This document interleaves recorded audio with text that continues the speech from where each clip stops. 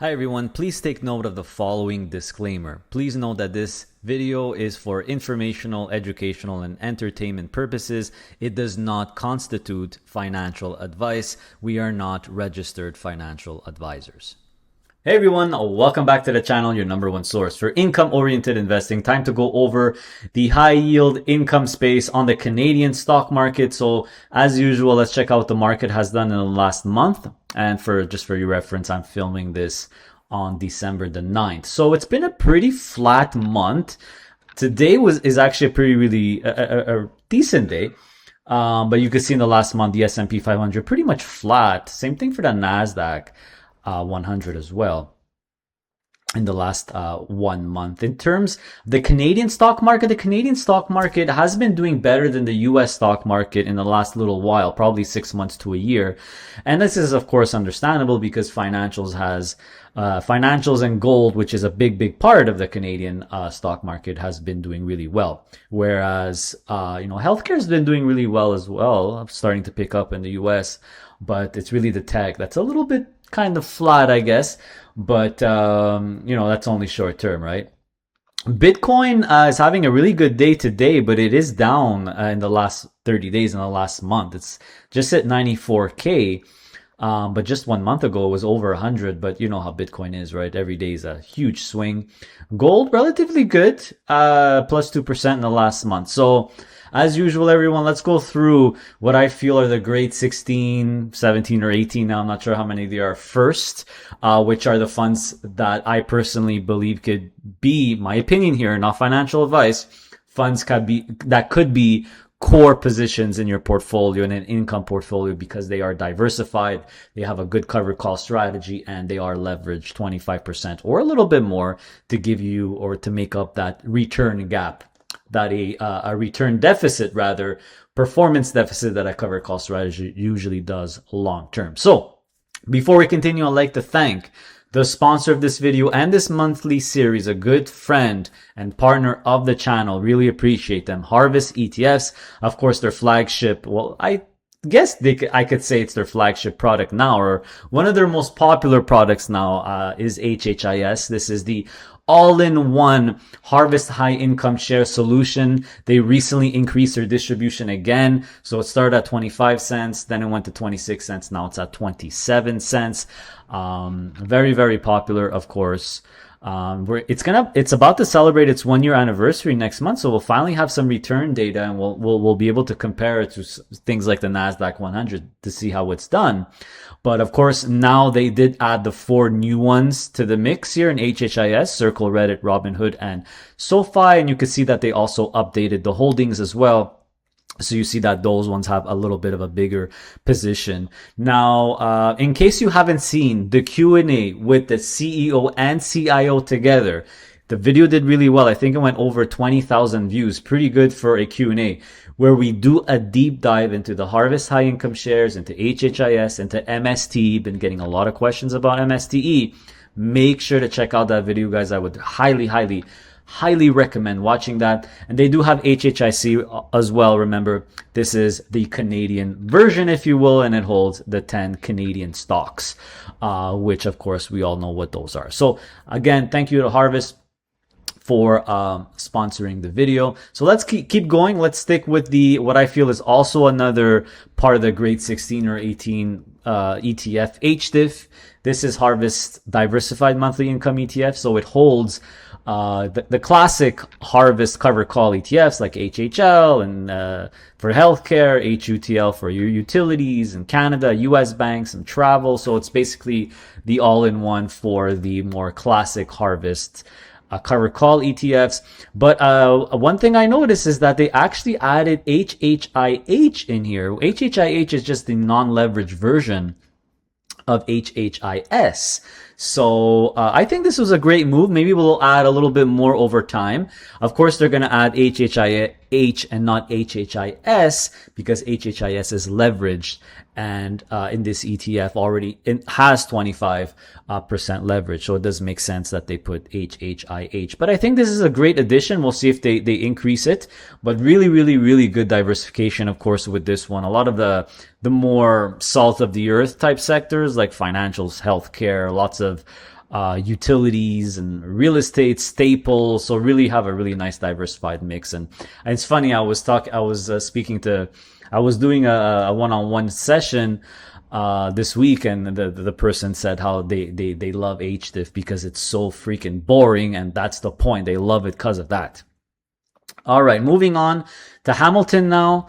So Hamilton, my opinion, they're two flagship products. They're two all-in-one products, HYLD and HDIV. So HYLD, of course, focuses on the US, right? And HDIV focuses in Canada, but not exclusively in Canada. So I did do a really an in-depth video on HYLD, the history of HYLD. I really had fun doing this video. I hope you guys enjoyed it. If you own HYLD or think about maybe buying it, I highly recommend to watch this video. I love how Hamilton keeps making their products better and changing them over time. So now HYLD, although the distribution is at 15.3 cents a month, which is a slight increase from a couple of little increases.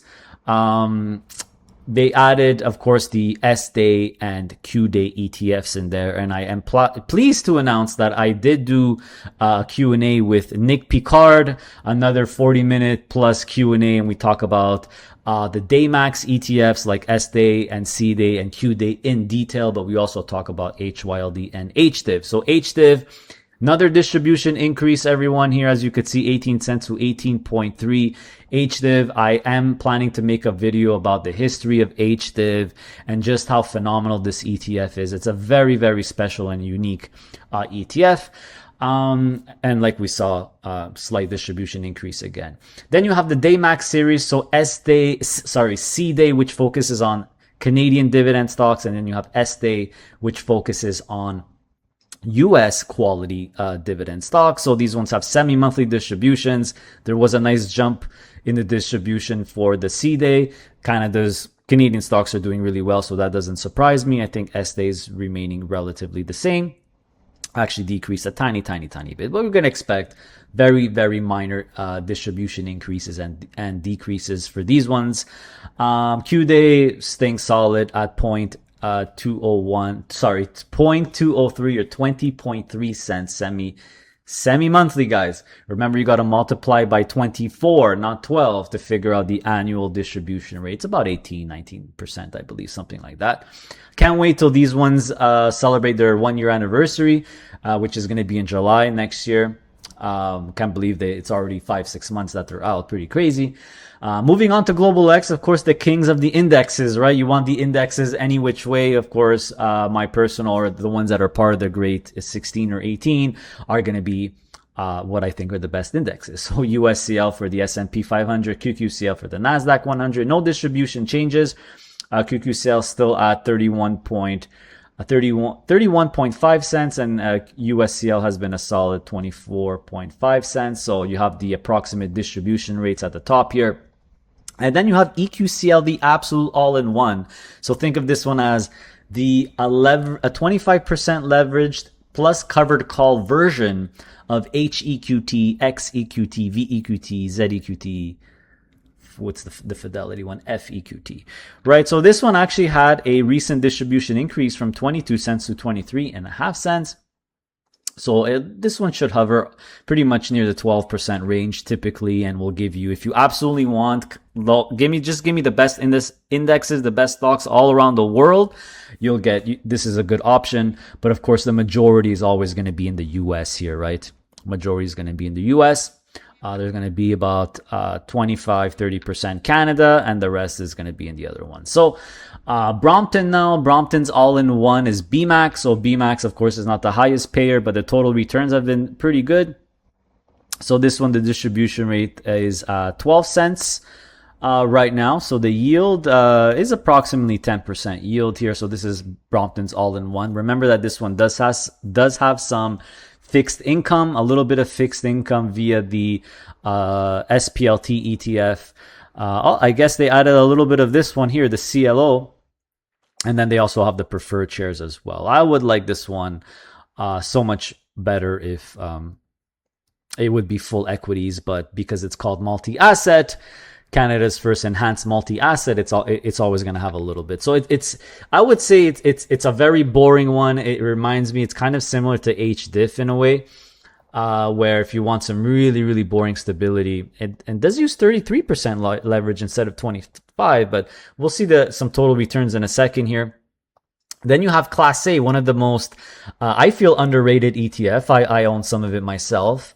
Really amazing concept. It's basically the Class A share version of SPLT, right? This is an all-in-one split share or split corp Class A shares solution. It's been doing really, really well. Of course, it's still early. It hasn't been out for a really long time, but basically if you love split share funds like I do, but you're too lazy to pick them or you don't want to babysit them, this is a fantastic way to own pretty much all the best ones in Canada. And you see that. And basically their mandate here is to give you a smoother ride in terms of the distributions. And I have videos on these. I did a full Q&A with them as well. Make sure to check it out. But yeah, you basically have some of the top split share funds in Canada. Moving on to Evolve, you have Biggie, which is of course very popular, already 166 million, not even a year. I don't think it's not even 6 months that it's out yet. This is definitely going to be the highest yielding one after HHIS in terms of, diversified covered call, leveraged ETF that focuses on the US. Remember that their ultra yield series, they do at the money calls on 50% of the portfolio.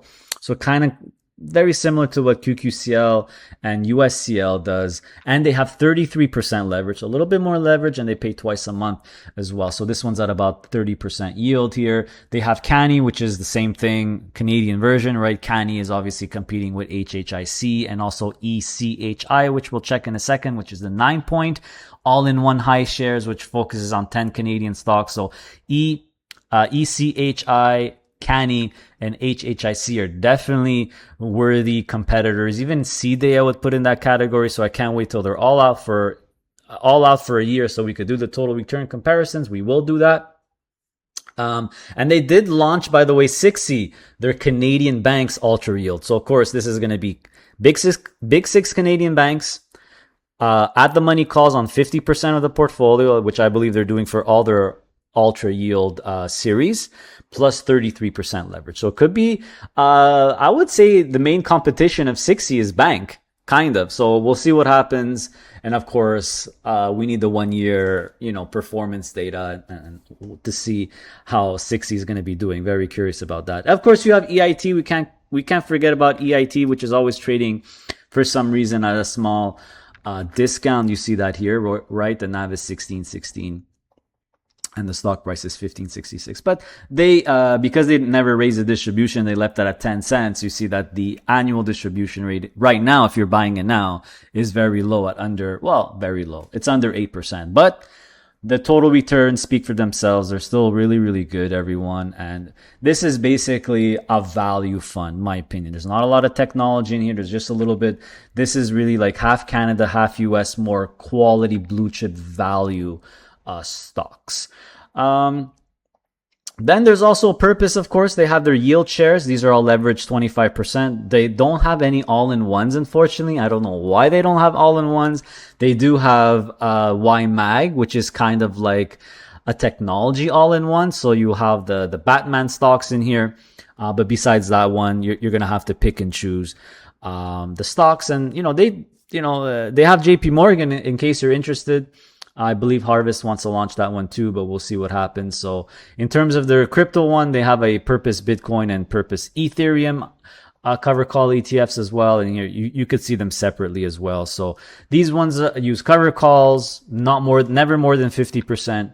And the difference really between the Harvest high income shares and these ones is that these ones are all hedged to the Canadian dollar, where Harvest, they don't do any hedging to the Canadian dollar. So in terms of comparing these, I think the most valid comparisons would be kind of like these all-in-ones here, HDIV versus BMAX versus HDIF versus EQCL, which are kind of like really diversified. They have US and Canada. And I'm just comparing them to USCL just to give you an idea on how they're doing versus the S&P 500. And no surprise, once again, it's not even close, guys. HDIV just beating and destroying everyone. You see that it's even beating the S&P 500. This is since common inception. So this is about 2 years worth of data, because it's going to take use the start date of the last fund that came out, which is October 11, 2023, EQCL. So they're doing the comparison with the start date of EQCL, and you can see that, they're pretty much in line. BMAX, HDIF, EQCL are underperforming USCL, the S&P 500, but that's normal, right? These are diversified. It's very hard to beat the S&P 500, but look at HDIF, guys. Super special, super great fund. Can't wait to do the video on it. I'm going to be filming that shortly. Alright, everyone. So last month you guys gave me the feedback that you really like the new format. So we're going to skip all the diversified non-leveraged funds because there's too many of them to count. Instead, we'll look at some core or some popular sectors, look at the most popular covered call ETFs of those popular sectors, and just do the total return comparison. So of course, we'll start with Canadian financials, right? Everyone's favorite. So I have HMAX, which is non-leveraged, at the money calls on 50% of the portfolio, and diversified financials, but RBC and TD are the big positions. You have BKCL, which is just the 6 banks, 25% leverage and cover calls, and the cover calls are fairly aggressive on that one, not as aggressive as HMAX. Then you have Bank, the one from Evolve. Then you have ZWB, right? The classic 6 banks with cover calls, no leverage. And then I added HFIN because I want you guys to see how the cover call versions do versus no cover calls, but 25% leverage. So of course, HFIN is always going to outperform, in my opinion, but you get an idea of the total returns versus HFIN. You see that the HFIN total return is just insanely off the charts. And this is something I've been talking about and mentioning recently. I personally don't think, I think doing covered calls on high quality Canadian stocks, even with the leverage, I think that drags the performance. I don't know if my guess is that it's because of the options market is not as big in Canada. They can't get enough premium. The bid-ask spread maybe is too large, but it looks like doing covered calls on something that's on Canadian stocks that do really well over time is not really a great idea. You could see that here, right? But I get it. We want the income. Bank is really in second place. So Bank is really the one that's performing the most or the best out of all of them here, you could see, with the rest kind of in line. I'm a bit perplexed on why ZWB is outperforming BKCL. BKCL has that 25% leverage. It just goes to show you they probably do more aggressive cover calls, and ZWB, even without the leverage, by doing not as aggressive cover calls. You see what I mean? Where I'm saying that doing cover calls in Canadian banks is not really a good idea. And by the way, that's why the CBNK ETF was launched from Mulvihill, and I think this one is actually giving Bank a run for its money. Of course, I didn't put it in the BMO ETF compare tool because for some reason it doesn't give the total returns of CBNK.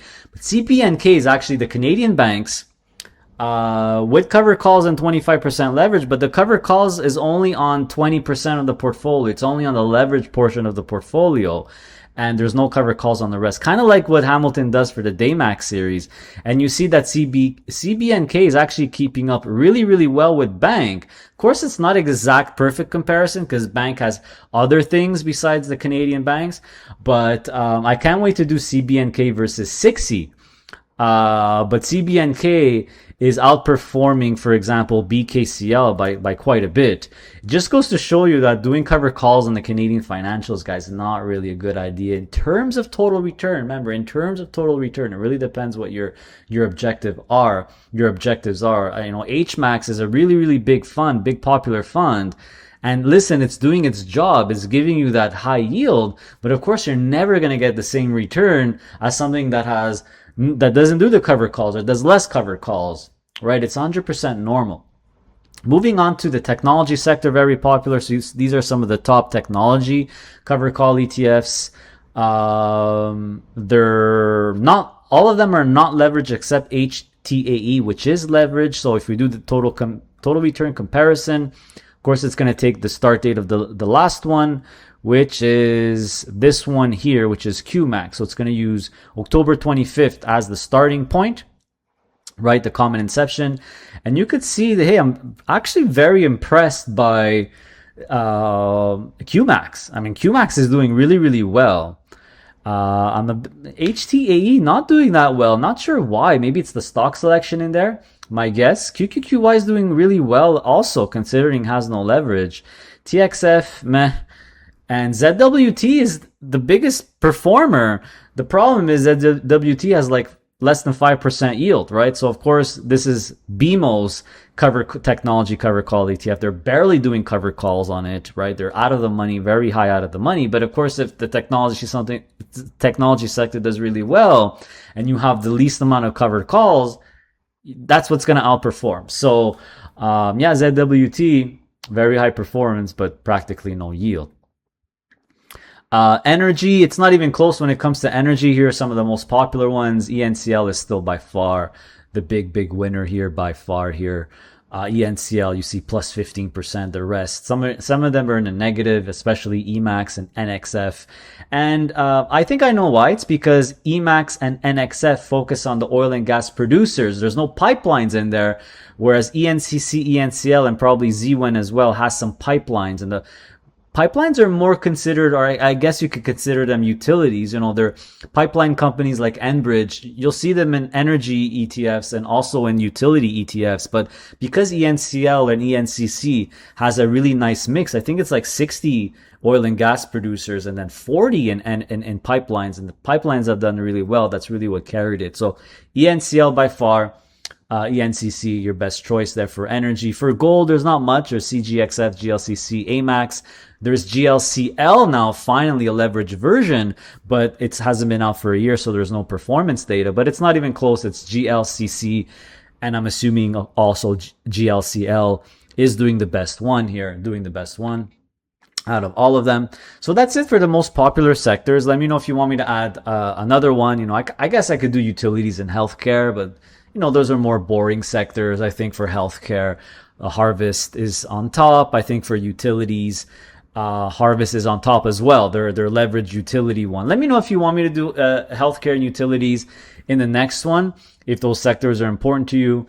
Moving on to the split funds, with still, you know, a lot of them having those discounts. Of course, remember there's Class A for the all-in-one, but DGS, tiny discount. Even ESP, the energy one, started paying again, but of course this one's very volatile. GDV still at a discount. I do consider GDV part of the grade 18 or 16 or whatever, because it does meet all the criteria. Never miss a dividend, trading at a nice discount as well. Definitely is in Class A. Right, GDV has to be in Class A, right? Yeah, it's right here. It's 4.5%. Is it this one? Global dividend growth. Yeah, it's this one. This is GDV right here. Dividend, this is DGS. So this is DGS. You see how Class A, DGS is no longer trading at a discount that much, so they lowered it. And you see that LBS is at the biggest position right now. I really like that. And that makes sense because LBS, everyone, is trading at a pretty significant discount still. Not that big, but still 1142, and the NAV is 1240. So yeah, still LCS as well. LCS is also in Class A. That one still has a nice big discount. You have Middlefield, the Enbridge one, ENS, has been trading at a big discount for a while now. RS seems like real estate can't really catch a break, especially in Canada. And the biggest discount story, in my opinion, the most unknown and underrated one, and I did a Q&A with the guys at 9 Point, is this one, NPS. So this one is kind of like a DFN or a concentrated DFN or DGS. It only has 10 stocks. You'll recognize the stocks. It's 50% financials, 30% energy, 20% utilities. Very nice mix here. High quality stocks here, guys. It's trading at a massive discount. Right, you could buy it for $13.80, but it's worth $15.94. So I suggest you watch that Q&A if you're curious about this one. This could be a good addition. It's small, there's not much liquidity, but doesn't mean you can't buy it with a limit order, right? Bitcoin, of course, you have